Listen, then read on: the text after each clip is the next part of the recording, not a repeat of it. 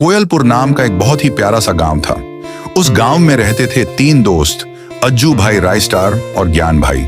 एक दिन तीनों दोस्त ट्रिप पर चलने का प्लान बनाते हैं और तीनों दोस्त ट्रिप के लिए अपनी कार से निकल जाते हैं। जब यह लोग रास्ते में जा ही रहे थे, तभी एक ट्रक तेज स्पीड में उनकी तरफ आ रहा था। वह इनकी कार में टकराने वाला ही था। तब तक ये लोग अपनी कार को एक गांव की तरफ मोड़ देते हैं। तब ये लोग देखते हैं कि गांव में कोई भी नहीं है। पूरा गांव एकदम शमशान की तरह खाली है। ऐसा लग रहा था जैसे इस गांव में कुछ बहुत बुरा हुआ है। गांव के बाहर एक छोटी सी झोपड़ी में इनको कोई दिखाई देता है।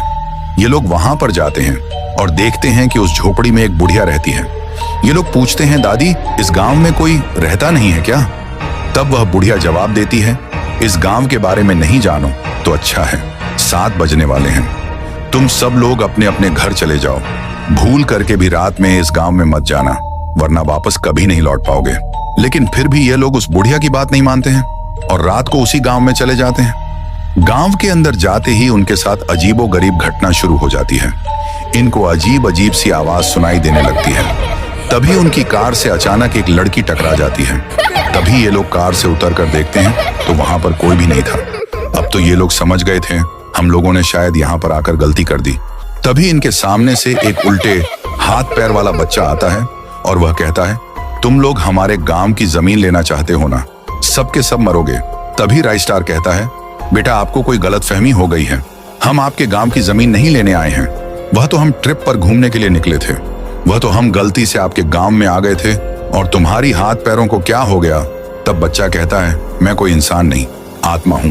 और बच्चा बताता है कि कुछ साल पहले हमारे गांव में एक अमीर बिजनेसमैन आया था। उसे हमारे गांव की जमीन बहुत अच्छी लगी। वह यहाँ पर एक फैक्ट्री खोलना चाहता था। वह गांव वालों को मुंह मांगी रकम देने के लिए भी तैयार था, लेकिन गांव वालों ने अपनी जमीन देने से मना कर दिया और कहा, यह हमारे पूर्वजों की जमीन है, इसे हम लोग नहीं बेचेंगे।